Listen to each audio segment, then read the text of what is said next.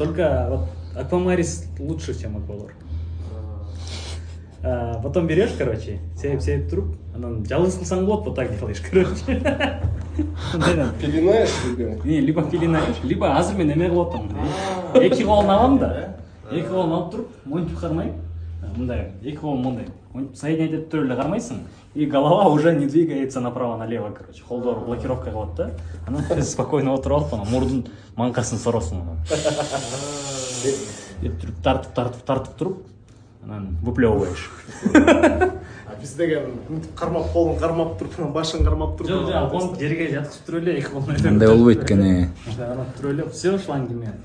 Эти лайфхаки надо, да, оказывается. Айлай удобно. Голова вообще не дергается. Ушундай. Жумушта.